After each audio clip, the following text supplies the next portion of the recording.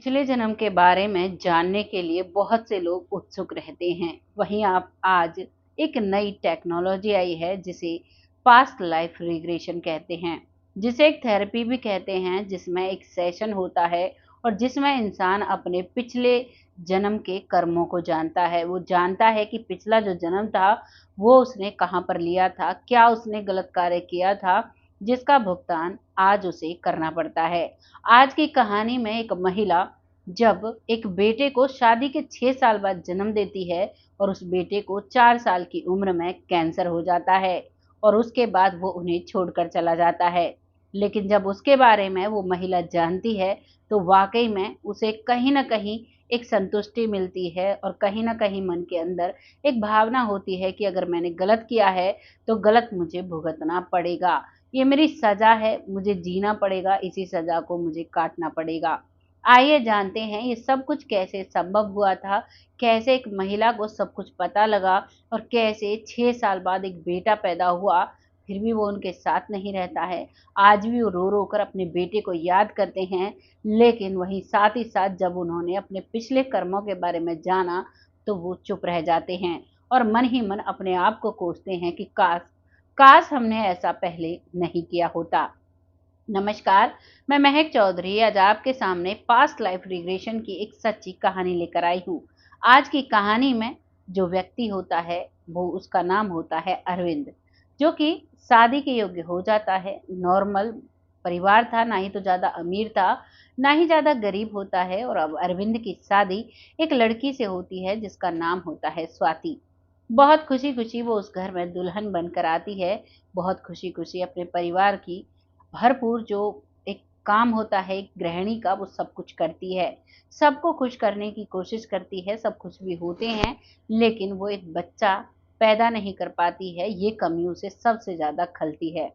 लगातार 6 साल तक सभी जगह ट्रीटमेंट कराने के बाद, सभी जगह ज्योतिष को दिखाने के बाद उसे कुछ भी नहीं पता चल पाता है और जब 6 साल कंप्लीट होते हैं, तब वो बहुत सारी दवाइयाँ खाने के बाद एक बच्चे को जन्म देती है। वो बच्चा उसका बेटा जो बहुत ही प्यारा होता है। उसे देखकर अब परिवार की मानो जो खुशियाँ शादी के बाद बहुत आबाद थी और जैसे ही कुछ समय निकलता है, उसके बाद घर में एक माहौल बदल गया था।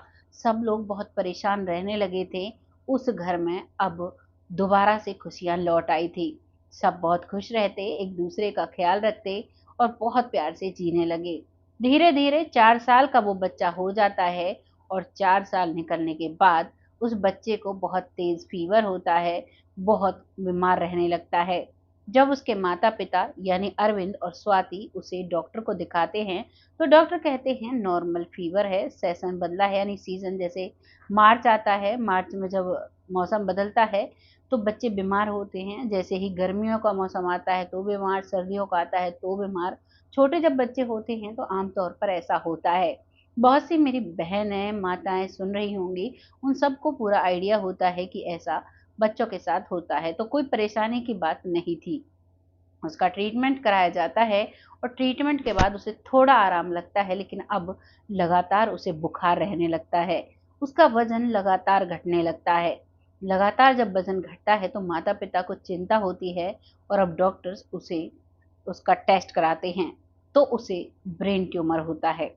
जैसे ही ब्रेन ट्यूमर का नाम अरविंद और स्वाति सुनते हैं, तो उनके पैरों तले ज़मीन खिसक जाती है। रो-रो कर उनका बुरा हाल हो जाता है। डॉक्टर कहते हैं कि तुम्हारे पास सिर्फ़ 1 महीना है, 1 महीने के बाद ये बच्चा जीवित नहीं रह सकता। अब वो माँ बिलखने लगती है और वो 1 महीना उन्हें बहुत बड़ा लगने लगता है। कहते हैं ना दुःख की घड़ी बहुत लंबा समय ले लेती है, लेकिन सुख की घड़ी बहुत जल्दी निकल जाती है। वैसा ही अब उस परिवार में होने लगा था।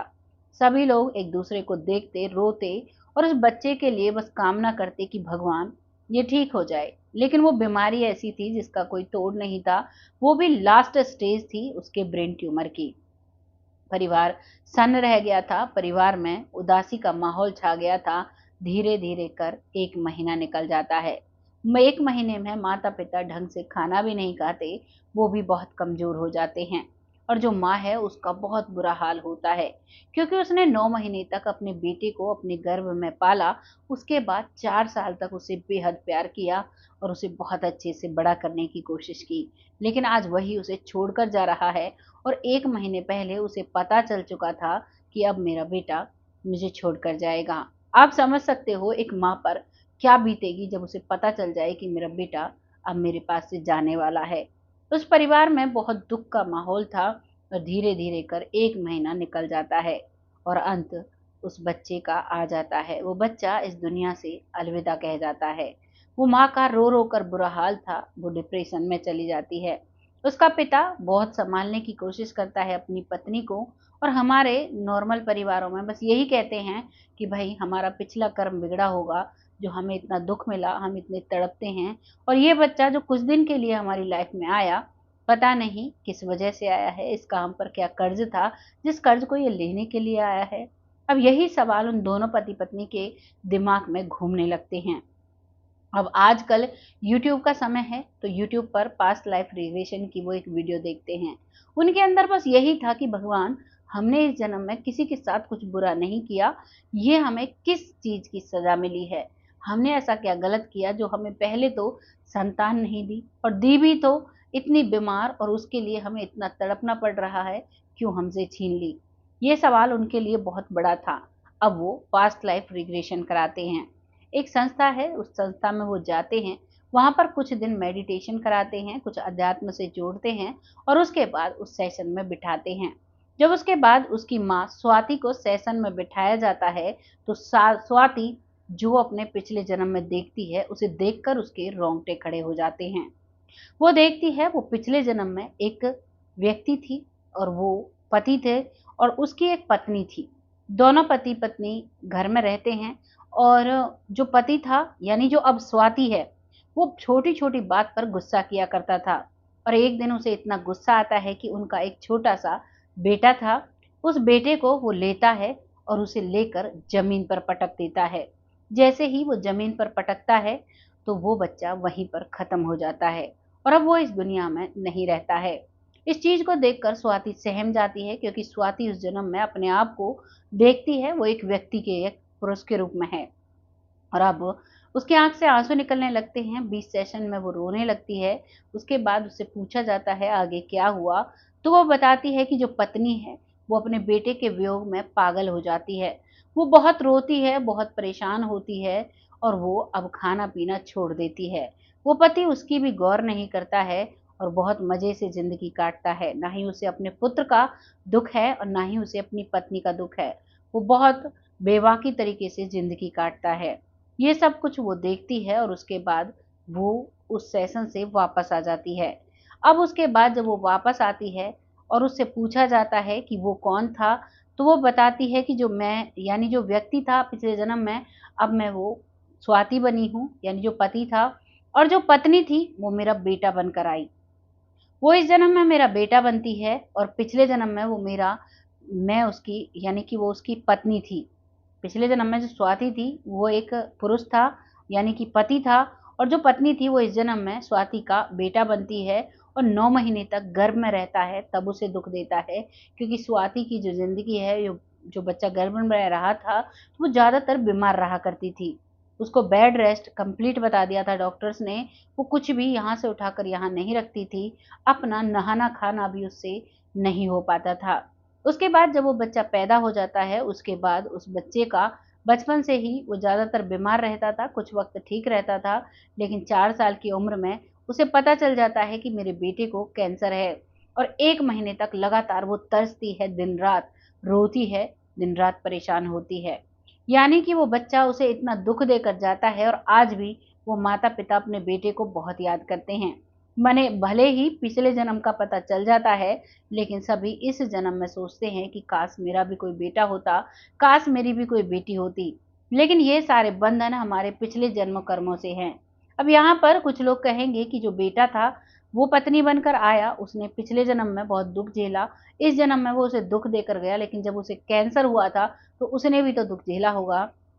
तो पिछले जन्म में जो पत्नी का कुछ फर्ज रहा होगा, उसमें कुछ गड़बड़ी हुई होगी, उसके कर्मों में कुछ गड़बड़ी हुई होगी, जिस वजह से इस जन्म में आकर अपनी माँ को दुख देने के लिए उसने ये जन्म लिया, लेकिन खुद पे भी दुख बहुत आया था। यहाँ पर बताया जाता है, जब हम ये जो विशेषज्ञ होते हैं, क्योंकि साइंस को सब लोग मानते हैं और पास्ट लाइफ रिग्रेशन भी एक साइंस का ही हिस्सा है।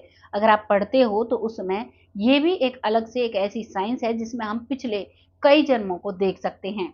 वैसा ही यहाँ पर देखा गया है और यहाँ पर यह भी बताया जाता है कि एक व्यक्ति के 7 जन्म एक साथ होते हैं और 7 लोग इस धरती पर एक जैसे होते हैं और आत्मा वो एक होती है, उसके पीसेस हो जाते हैं और वो एक आत्मा में विलीन हो जाती है। तो वहीं पर कोई कर्म उससे भी बिगड़ा होगा जिसका फल उसे यहाँ भुगतना पड़ा। ये कहानी यहाँ पर समाप्त हो जाती है और बहुत बड़ा एक संदेश हमें देकर जाती है कि हमें कुछ भी जान मानकर गलत नहीं करना चाहिए, क्योंकि पिछले जन्म में जो स्वाति थी वो एक पुरुष के रूप में थी। उसने अपने बेटे को जानबूझकर जमीन पर पटका था और तब वो इस दुनिया से गया था। वही सबका हिसाब लेने उसकी पत्नी आती है, उसके गर्भ में जन्म लेती है, गर्भ से, और उसे वो सजा देती है। आज भी स्वाति की आंखों से आंसू छलक जाते हैं अपने बेटे को याद करके, क्योंकि अब उसके पास कोई भी संतान नहीं है। ये कहानी समझाती है कि हमें अपने रिश्तों से या अपने इर्द गिर्द रहने वालों लोगों से बेहद प्यार करना चाहिए, नम्रता से उनके साथ बर्ताव करना चाहिए, सामाजिक तौर पर अपने कर्मों को सही बनाना चाहिए। जो हमारे शास्त्रों में लिखा है वो हमें अपनाना चाहिए। अब बहुत से लोग कहेंगे हमने शास्त्र नहीं पता कहाँ लिखा हुआ है, तो सबसे बड़ा, आप गीता को अगर ध्यान से पढ़ते हैं, जो आज घर घर में उपलब्ध हो जाती है, आप उस गीता को सही तरीके से पढ़ते हैं तो आपको सामाजिक तौर पर जीना आ जाता है। आप समझ जाते हो कि जीवन में क्या सही है क्या गलत है।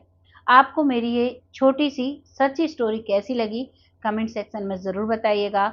लोगों के साथ शेयर करिएगा, क्योंकि आपका एक शेयर मेरे लिए बहुत महत्व रखता है। आपके कमेंट से, आपके शेयर से मुझे बहुत मोटिवेशन मिलता है और ऐसी ही सच्ची और अच्छी स्टोरी लाने में मैं सक्षम हो पाती हूँ। आज की कहानी यहाँ समाप्त होती है। बहुत जल्द ऐसी सच्ची और अच्छी स्टोरी के साथ आती हूँ। तब तक आप सब खुश रहें, आबाद रहें, भगवान से यही दुआ करती हूँ। नाम शाम की वीडियो में ज़रूर ले लिए जाएंगे। बहुत सारे नाम हैं जिनको शाम की वीडियो में ज़रूर ले लिया जाएगा, सबके सब नाम लिए जाएंगे। तब तक आप सब खुश रहें, बस यही दुआ करती हूँ। तब तक के लिए जय हिंद, जय भारत।